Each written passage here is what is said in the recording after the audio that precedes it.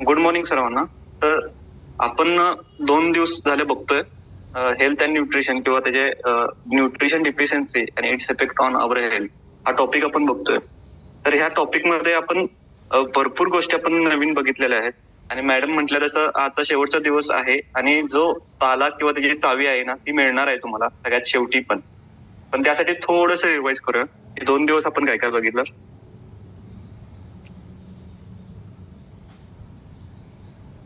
पहिल्या दिवशी आपण बघितलं की अन्न म्हणजे काय किंवा त्याचे कोणते कोणते प्रकार असतात. आपल्या रोजच्या पेशी पेशी कशा असतात, पेशीची रचना काय, शरीरात कुठल्या कुठल्या पेशी असतात, प्रत्येकाच्या गरजा काय काय असतात. त्यानंतर न्यूट्रिएंट्स म्हणजे पोषक तत्व कोणती कोणती आहेत. कार्बोहायड्रेट असेल, प्रोटीन, फॅट, त्यानंतर विटॅमिन्स, मिनरल्स, डायटरी फायबर, ह्या सर्व गोष्टी आपल्याला लागतात. त्याच्याबद्दल आपण बघितलं की कोणत्या कोणत्या गोष्टी घेतल्या पाहिजेत किंवा त्याचा काय इम्पॉर्टन्स आहे. त्यानंतर कालच्या लेक्चरला आपण बघितलं की न्यूट्रिशन म्हणजे नेमकं काय, म्हणजे आता पोषक तत्व तरी बघितली पण ते जर न्यूट्रिशन म्हणजे काय ही कन्सेप्ट बघितली आपण. म्हणजे सर्व पोषक तत्व शरीराला जेवढ्या प्रमाणात लागतात तेवढ्या प्रमाणात जर मिळाली तर त्याला गुड न्यूट्रिशन असं म्हणतो, किंवा ज्या डाएट मधून मिळतात त्याला बॅलन्स्ड डाएट किंवा बॅलन्स्ड न्यूट्रिशन असं म्हणतो. ज्यातून हे सर्व पोषक तत्वे मिळत नाहीत त्याला इम्बॅलन्स डाएट असं म्हणतो. मग एक गुड न्यूट्रिशन कशासाठी इम्पॉर्टंट असतं, किंवा आपल्या पचन संस्था, वेगवेगळ्या संस्था, तर काल मेटाबॉलिक रिएक्शन बद्दल थोडक्यात सांगितलं की कोणत्या कोणत्या प्रकारच्या रिएक्शन बॉडीमध्ये होत असतात, त्या कशा इंटरलिंक आहे ते सुद्धा सांगितलं थोडक्यात काल. त्याच्यानंतर हे माल न्यूट्रिशन म्हणजे न्यूट्रिशन जर प्रॉपर नाही झालं तर त्याचे काय परिणाम होतात आपल्या शरीरावर. अंडर न्यूट्रिशन होतं किंवा ओव्हर न्यूट्रिशन होतं. मग हे जर चालू राहिलं तर काय होतं, तर आपल्याला वेगवेगळ्या प्रकारचे आजार होतात जे आपल्या न्यूट्रिशनशी रिलेटेड असतात किंवा आपल्या ज्या लाईफस्टाईलशी रिलेटेड आजार आहेत त्यात हे बऱ्याच प्रकारचे आजार असतात. त्यात ओबेसिटी असेल, टाईप 2 डायबिटीज असेल, कार्डिओव्हास्क्युलर डिसीजेस असतील, हायपरटेन्शन आहे, osteoporosis, certain cancer, dental problem आहेत, मेंटल डिसऑर्डर आहेत, इम्युन सिस्टम विकनेस होते, त्यानंतर न्यूट्रिएंट डिफिशियन्सी सिंड्रोम्स आहेत वेगवेगळ्या प्रकारचे. असे अनेक असंख्य आजार आपल्याला होत असतात. तर आपण हे 2 लेक्चर मध्ये बघितलं. तर आज आपण काय बघायचं आहे, तर हे का होतात आणि याच्यावर उपाय काय. म्हणजे आता सगळं सांगितलं की काय घेतलं पाहिजे, कसं घेतलं पाहिजे, पण याच्यावर आता प्रॅक्टिकली आपण काय केलं पाहिजे रोजच्या जीवनात जेणेकरून आपण हेल्दी राहू, त्याच्यावर आज आपण बघणार आहोत. तर आपण जे न्यूट्रिशन बघतोय तर आपल्या डेली डाएट मध्ये काय होतंय बघा, तर कार्बोहायड्रेटचं प्रमाण भरपूर आहे, फॅट्स, ऑइलचं प्रमाण भरपूर आहे, प्रोसेस्ड फूड भरपूर आहे, त्यानंतर सिंपल म्हणजे जे जास्त तळलेले किंवा असे ऑइली पदार्थ आहेत त्याचं प्रमाण जास्त आहे. पण डिफिशियन्सी कुठली आहे, तर बघा प्रोटीनची डिफिशियन्सी आहे, विटॅमिन्स, मिनरल्स आपल्याला जे जेवढ्या प्रमाणात हवं आहे ते आपल्याला मिळत नाहीत, किंवा फायबर असेल याची डिफिशियन्सी आपल्या डेली डाएटमध्ये. म्हणजे सर्वांच्याच डाएटमध्ये आपण जर आपण बघितलं तर आपलं अनहेल्दी किंवा इम्बॅलन्स्ड डाएट आहे, कारण कार्बोहायड्रेट, फॅट्स आणि ऑइलचं प्रमाण आपल्याकडे जास्त आहे कम्पेअर टू प्रोटीन, मिनरल्स आणि विटॅमिन. सो ते कम्पेअर करण्यासाठी आपण काय करायचं, तर आपण याच्यात बदल करायचा आहे आपल्या डाएटमध्ये, की जो इम्बॅलन्स्ड आपला डाएट झालेला आहे त्याला आपण मोर बॅलन्स्ड डाएट स्वरूपात कन्वर्ट करायचं आहे. मग ते कसं करायचं त्यासाठी आपण माहिती घेऊ थोडी. आता पहिल्या लेक्चरला आपण सांगितलं होतं की सेलुलर स्ट्रक्चर कसं असतं, किंवा सेल किंवा पेशी जी आहे ती आपल्या बॉडीमधली इंडिव्हिज्युअल म्हणजे त्याच्यात पूर्ण सर्व ज्या प्रक्रिया असतात ते इंडिव्हिज्युअल लेवलवर होत असतात, म्हणजे सगळ्या वेगवेगळ्या हे असतात. त्यात सेलमध्ये कसं प्रत्येक सेलला त्याला लागणार आहे सबस्टेट, म्हणजे वेगवेगळ्या प्रकारच्या त्याला न्यूट्रिएंट्स लागत असतात, त्याच्यावर ते ऍक्ट होऊन वेगवेगळ्या प्रकारचे रिएक्शन होत असतात प्रत्येक सेलमध्ये. तर असं सेल्युलर लेवल वर वेगवेगळ्या प्रकारच्या डिफिशियन्सी निर्माण झालेल्या असतात आपल्या शरीरात. आता हे वेगवेगळ्या प्रकारच्या सिस्टीम आहेत, प्रत्येक सिस्टीमच्या सेल्स आहेत, ह्यात सुद्धा तेच दाखवलेलं आहे. तर प्रत्येक लेवलवर थोड्या ना थोड्या, म्हणजे आता आपला रोजचा डाएट आपण जर बघितला तर विटॅमिन्स, मिनरल, प्रोटीन ह्या मेजर डिफिशियन्सी आहेत आपल्या बॉडीमध्ये. मग त्या डिफिशियन्सी बऱ्याच वर्षापासून आपल्या बॉडीमध्ये तशाच राहिलेल्या असतात, त्याच्यामुळे त्याचा जो इफेक्ट आहे तो ह्या लेवलवर, म्हणजे कसं एका सेल्युलर लेवलवर असेल किंवा टिश्यू लेवलवर असेल, ऑर्गन लेवलवर असेल किंवा ऑर्गन सिस्टम लेवलवर असेल, प्रत्येकाच्या शरीरात कुठल्या ना कुठल्या तर स्वरूपात ह्या डिफिशियन्सी साठलेल्या आहेत. मग आपल्याला काम काय करायचं, तर ह्या डिफिशियन्सीवर काम करायचं. मग ह्या डिफिशियन्सीवर जेव्हा आपण काम करू, आता इथं वेगवेगळ्या प्रकारची लक्षणं सांगितलंय, म्हणजे कुठल्या कुठल्या आपल्याला लक्षणं दिसतात आणि त्याच्या मागच्या डिफिशियन्सी काय असू शकतात. हे थोडक्यात दिलेलं आहे. म्हणजे काय तर थिनिंग ऑफ हेअर म्हणजे हे आपलं केस जर पातळ म्हणतात लोक पातळ झाले तर व्हिटॅमिन सी डिफिशियन्सी असू शकते. जास्त ऍक्ने आले चेहऱ्यावर तर झिंक डिफिशियन्सी असू शकते. स्ट्रेस जास्त येत असेल तर मॅग्नेशियम झिंक किंवा इसेन्शियल फॅटी ऍसिड किंवा ओमेगा 3 किंवा ओमेगा 6 आपण सांगितलं त्याची डिफिशियन्सी असू शकते. डिप्रेशन मध्ये लो व्हिटॅमिन बी किंवा व्हिटॅमिन डी याचा रोल असतो. अँझायटी असेल तर व्हिटॅमिन्स डी आणि मॅग्नेशियमची डिफिशियन्सी असू शकते. जॉईंट्स मध्ये पेन असेल तर low levels of magnesium potassium sodium vitamin B1 यांचा रोल असू शकतो. किंवा माउथ ऑल्सर्स जर भरपूर असेल तर vitamin B12 folic acid iron deficiency ह्याच्यामुळे सुद्धा होते. हे आपल्याला बरेच लोकांना माहिती आहे की उष्णता आली की व्हिटॅमिन B12 कॅप्सूल घेतात लोक लगेच. म्हणजे असं भरपूर आपल्या डिफिशियन्सी आहेत त्याचे लक्षणं आपल्याला दिसत असतात पण आपण त्याच्यावर कधी काम करत नाही किंवा आपण बऱ्याच लक्षणांवर थोडक्यात आपण बघतो आणि ते इग्नोर करून टाकतो. मग अशा डिफिशियन्सी आपल्या शरीरामध्ये साठत जातात. आणि मी परवाच्या लेक्चरला सांगितलेलं की थोड्या थोड्या ज्या छोट्या छोट्या डिफिशियन्सी जे सुरुवातीला होतात त्याचंच रूपांतर वर्षानुवर्षानंतर मोठ्या मोठ्या आजारात होत जातं. म्हणजे कसं ह्याच्यात चेन रिॲक्शन मध्ये कसं दिसतं बघा. एक एकदम छोटा आहे डाव्या साईडला जे आहे जो ब्लॉक आहे एकदम छोटा आहे तो जसा जसा पडत जातो तसं एकदम मोठाच्या मोठा ब्लॉक म्हणजे राईट साईडचा केवढा मोठा ब्लॉक आहे तर तेवढ्याचा छोटा ब्लॉक एवढा मोठा ब्लॉक पाडू शकतो. आणि तसंच एकदम छोटीशी जी व्हिटॅमिन डिफिशियन्सी असेल किंवा न्यूट्रिशन डिफिशियन्सी असेल त्याच्यामुळे एवढा मोठा डोंगर म्हणजे कसा डायबेटीसचा डोंगर तयार होऊ शकतो किंवा डायबेटीसचा डोंगर पडू शकतो. वेगवेगळ्या प्रकारचे आजार जे मोठे मोठे कॅन्सर आहेत त्यांना सुद्धा छोटीशी डिफिशियन्सी कारणीभूत ठरू शकते. आता एक कन्सेप्ट आपण बघूया की रिव्हर्सिबल चेंज आणि इरिव्हर्सिबल चेंज म्हणजे कसं असते. आता आपल्या सेलला रोजच्या जीवनात जे न्यूट्रिशन लागतं किंवा न्यूट्रिएंट्स लागतात ते जर नाही मिळालं तर सेलमध्ये मी मागच्या वेळी सांगितलं होतं की अल्टरनेट पाथवेज असतात. म्हणजे कार्बोहायड्रेट जर नाही मिळालं तर ते फॅट ब्रेकडाऊन करायला लागतं किंवा फॅट जर नाही मिळालं तर प्रोटीनचं ब्रेकडाऊन करायला लागतं. मग त्याच्यातून जे एंड रिझल्ट असतं म्हणजे आता कार्बोहायड्रेटचं ब्रेकडाऊन केल्यानंतर त्याचे एंड रिझल्ट असतात ते वेगळे असतात. जे प्रोटीनचं ब्रेकडाऊन केल्यानंतर एंड रिझल्ट असतील ते वेगळे असतात. मग त्याच्यामुळं इम्बॅलन्स होतो मेटाबॉलिझम मध्ये. मग वेगवेगळ्या प्रकारचे जे एंड रिझल्ट आहेत म्हणजे जे ते साठत राहतात शरीरामध्ये आणि डिफिशियन्सीमुळं वेगवेगळ्या प्रकारच्या रिॲक्शन्स होत नाहीत ज्या व्हायला पाहिजेत त्या आणि वेगळ्याच होतात. मग त्याच्यामुळं शरीराच्या जे सेल्स आहेत त्याच्यात बदल होत असतात. मग बऱ्याच वर्षांच्या डिफिशियन्सीमुळे ते दोन प्रकारचे बदल होतात. एक असते तो रिव्हर्सिबल बदल असतो. रिव्हर्सिबल बदल म्हणजे काय जेव्हा शरीराला परत आपल्याला जे हवं ते न्यूट्रिशन मिळालं तर ते सेल्स परत आहे त्याच्या नॅचरल स्वरूपात येऊ शकतात. म्हणजे सुरुवातीला वेगळ्या स्वरूपात जातात म्हणजे त्याचं स्पेलिंग होतं किंवा त्याचं कार्य करण्याची क्षमता कमी होते. पण जेव्हा न्यूट्रिशन त्याला मिळू लागतं तेव्हा थोड्या दिवसात ते परत रिव्हर्सिबल स्टेटमध्ये येऊन आहे तसं नॉर्मल होतात. पण बऱ्याच ठिकाणी इरिव्हर्सिबल चेंज झालं असतं. इरिव्हर्सिबल चेंज म्हणजे कसं सेलमध्ये नेक्रोसिस झालेलं असतं म्हणजे सेल डेड होतो. मग इरिव्हर्सिबल जेव्हा चेंज होतो तेव्हा ते सेल परत येत नाही. मग आपण एक मेडिकलमध्ये कन्सेप्ट मी नेहमी सांगत असतो की prevention is always better than cure. म्हणजे काय जेव्हा काय झाल्यानंतर ज्या उपाययोजना करतो त्याच्यापेक्षा काय होऊ नये म्हणून उपाययोजना केल्या तर कायम ते चांगलेच असतात. कारण ह्या चित्रामध्ये एकदम मस्त सांगितलं दाखवलेलं आहे. प्रिव्हेन्शनला बघा केवढंसं लागतंय आणि क्युअर एवढे 4 दगड ठेवले तरी ते हलकंच आहे. का तर खर्च आपला भरपूर होतोय क्युअर करण्यासाठी किंवा आजार झाल्यानंतर आपण खर्च करतोय आपण बऱ्याच गोष्टी करतो. पण ज्या रिव्हर्सिबल चेंज आहेत त्या बऱ्या होऊ शकतात. पण ज्या इरिव्हर्सिबल चेंज झाल्या आहेत म्हणजे ज्या पेशी मेलेल्या आहेत किंवा ज्या ऑर्गनची क्षमता कमी झाली त्या आपण रिव्हर्स करू शकत नाही. त्यासाठी आतापासून आपण जर आपल्या आरोग्यावर काम करायला लागलो किंवा अवेअरनेस आपण जर घेतला तर आपण आपलं चांगलं आरोग्य राखू शकतो किंवा जो नंतर होणारा जो फ्युचर मधला त्रास आहे तो आपण आताच वाचवू शकतो. मग त्यासाठी काय आहे सोल्युशन तर आपली न्यूट्रिशन फिलॉसॉफी असते. म्हणजे मी मगासपासून म्हणजे 2 लेक्चर पासून जे सांगितलं की काय काय घेतलं पाहिजे किंवा हे कसं घेतलं पाहिजे तर काय इम्पॉर्टन्स आहे तर आपल्या डेली डाएट मध्ये बघा काय काय हवंय.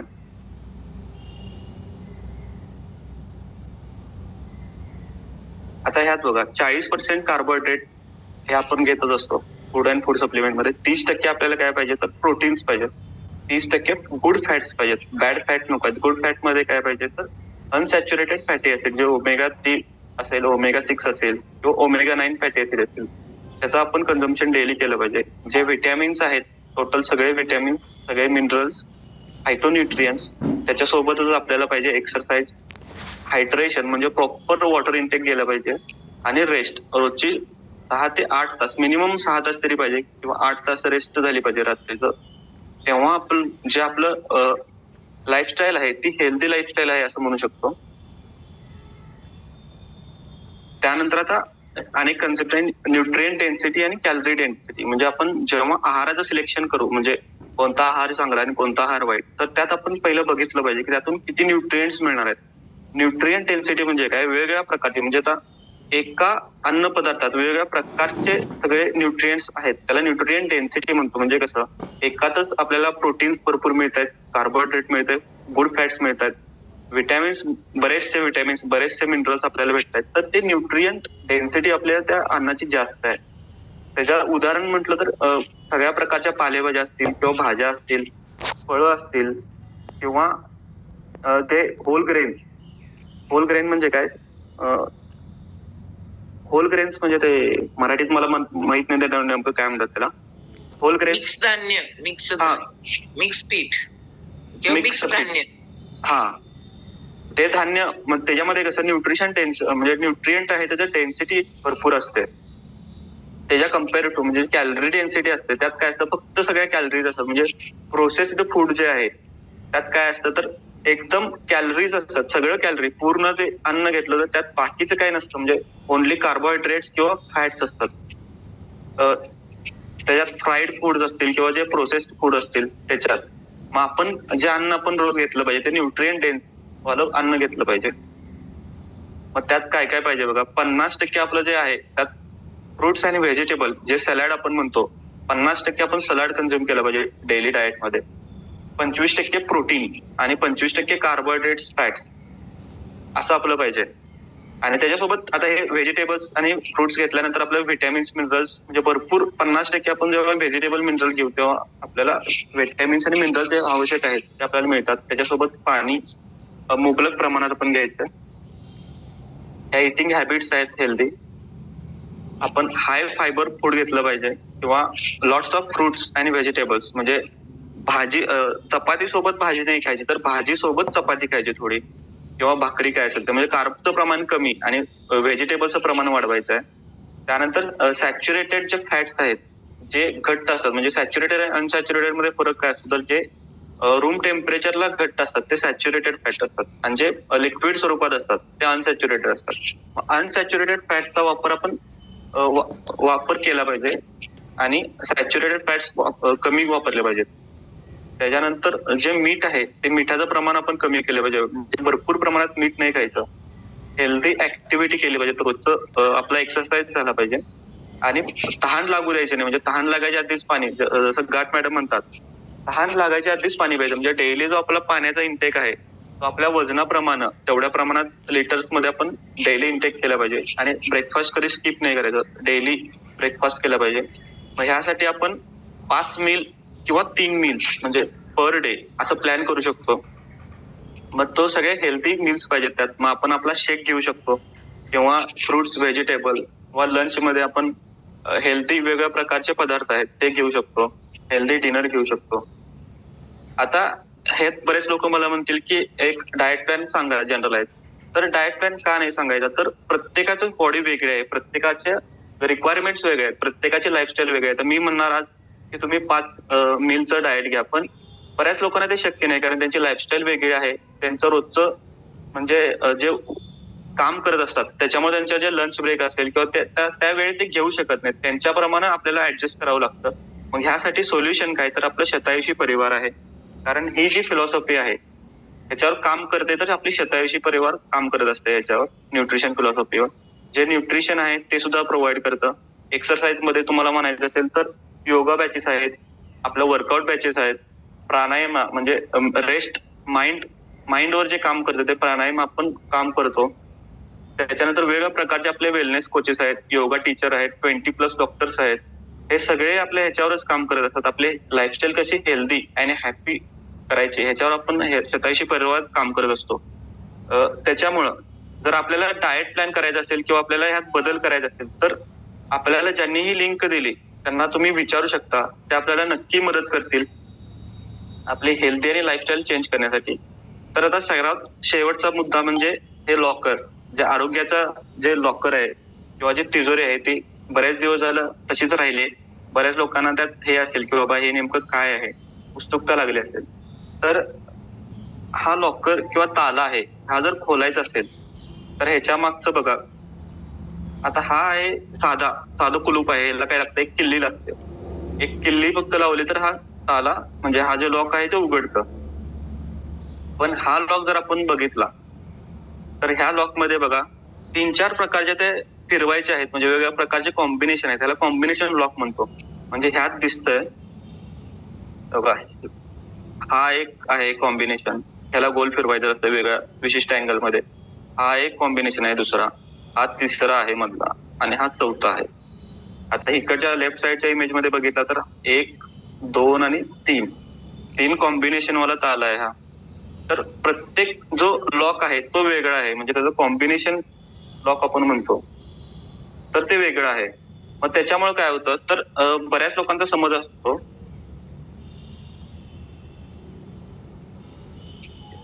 तर हा एकदम सिंपल ताला आहे, म्हणजे सिंपल लॉक आहे. त्याला एक किल्ली घातली तर हा लॉक खोलून जातो. म्हणजे हा जर असं आपलं आरोग्य नाही, आपलं आरोग्य कसं आहे तर एकदम कॉम्प्लेक्स आहे, कॉम्प्लिकेटेड आहे. आता एवढ्या रिॲक्शन मी तुम्हाला सांगितल्या होत्या की एका सेलमध्ये किंवा पेशी लेवलवर होत असतात. आपल्या वेगवेगळ्या प्रकारचे सिस्टीम दाखवल्यात आता इथं. हा, एवढ्या प्रकारच्या आपल्या सिस्टीम आहेत, वेगवेगळ्या प्रकारच्या सेल्स आहेत, पेशी आहेत, टिश्यू आहेत, ऑर्गन आहेत. प्रत्येक लेवलवर रिॲक्शन चालू आहेत, प्रत्येक लेवलवर डिफिशियन्सी निर्माण झाल्यात, प्रत्येक लेवलवर काही ना काहीतरी प्रॉब्लेम्स आलेले आहेत आपल्या शरीराला. मग असं नाहीये की बाबा गाठ मॅडमांना काहीतरी एवढा हेल्थ डाएट दिला किंवा एवढं काहीतरी दिलं तर त्यांचं बरं झालं एक आठवड्यात. मग कुणाचं ते म्हणजे it is not a pattern, म्हणजे असा पॅटर्न नाहीये. प्रत्येकाचं आरोग्य वेगळं आहे. मग ती असे तुम्हाला कुठली चावी मिळणार नाही की असे एक आठवडा हे घ्या, एक आठवडा असं करा, दुसऱ्या आठवड्याला तुमचं जे जे जे आहे, कॅन्सर आहे, डायबिटीज आहे, ते दुसऱ्या आठवड्यात सगळं बरं झालं असं नाहीये. डायबिटीजचे सुद्धा म्हणजे असं नाही की डायबिटीज साठी सुद्धा काहींचे रिझल्ट 15 दिवसात येतात, काही जणांना 1 महिना लागतो, काही जणांना 6 महिने लागतात, तर काही जणांना वर्षापर्यंत वेळ लागू शकतो. कारण त्यांच्या डेफिशियन्सी तेवढ्या आहेत. त्यांच्या बॉडीची जी कमतरता आहेत त्या बऱ्याच वर्षांपासून साठलेल्या असतात. त्याच्यामुळं असं कुठं नाहीये, म्हणजे यशाची गुरुकिल्ली असते तशी आपल्या आरोग्याची गुरुकिल्ली कुणाकडे नाहीये. तर ती काय आहे तर ती कॉम्बिनेशन लॉक आहे, म्हणजे वेगवेगळ्या प्रकारचे कॉम्बिनेशन आहेत. मग आपण ह्याच्यावर काय केलं पाहिजे तर आपण सांगितल्याप्रमाणे काम केलं पाहिजे. पहिली गोष्ट म्हणजे काय, गुड न्यूट्रिशन घेतलं पाहिजे. डेली डेली जे आहे ते मील प्लॅन केला पाहिजे. 5 मील्स असतील किंवा 3 मीलचा प्लॅन असेल तो प्लॅन केला पाहिजे. त्याच्यासोबत गुड न्यूट्रिशन घेतलं, त्यानंतर प्रॉपर झोप घेतली पाहिजे. दुसरी गोष्ट आपल्या एक्सरसाइजवर आपण काम केलं पाहिजे, म्हणजे डेली आपलं ऍक्टिव्ह लाईफस्टाईल पाहिजे, सिडेंटरी लाईफस्टाईल नको. मग त्यासाठी आपले योगा बॅचेस आहेत किंवा आपल्या वर्कआउट बॅचेस आहेत त्या आपण जॉईन करू शकतो. रेस्ट झालं, न्यूट्रिशन झालं, त्याच्यानंतर ह्याच्यासोबत जे विटॅमिन्स मिनरल्स आहेत त्याचा रोल एकदम इम्पॉर्टंट आहे, ते सुद्धा आपण डेली इंटेक केलं पाहिजे विटॅमिन्स मिनरल्सचा सगळ्या.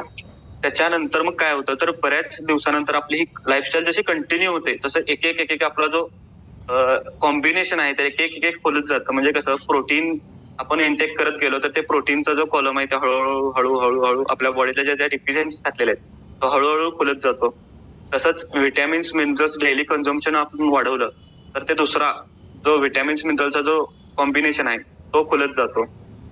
त्याचप्रमाणे जे गुड फॅट्स आहेत, omega 3 fatty acid, omega 6 fatty acid, ते आपण कन्झम्पशन करत गेलो तर ते हळूहळू ओपन होतं. त्याचं असं नाही की बाबा आता हे ह्या लॉक प्रमाणे ते काही सिंपल नाही आहे. म्हणजे काय, आजच्या दिवसातच लगे, म्हणजे आज घेतलं तूप खाल्लं की लगे रूप येत नाही, त्याप्रमाणे आज लगे घेतलं विटॅमिन मिनरल्स. बरेच लोक म्हणतात आम्ही आता आठवडा झालं घ्यायला, पण काय होईनाच झाले तर. पण ह्यांचं मात्र झालं. पण ते प्रत्येकाचा ताला वेगळा आहे, प्रत्येकाचं कॉम्बिनेशन वेगळं आहे. त्याच्यामुळे आपल्या हातात काय तर आपली हेल्दी लाईफस्टाईल आपण मेंटेन केली पाहिजे. जे न्यूट्रिशन आहे ते गुड न्यूट्रिशन घेतलं पाहिजे. एक्सरसाइज आपण प्रॉपर केला पाहिजे. त्याच्यामुळे आज ना उद्या आपला ताला उघडणार आहे हेल्दी लाईफस्टाईलचा आणि आपलं आरोग्य एकदम हेल्दी राहणार आहे, हे निश्चितपणे आहे. तर झालं आजच्यासाठी एवढंच आणि थँक्यू. चलो जोरदार क्लॅपिंग करू आपण अजिंक्य पाटील सरांसाठी.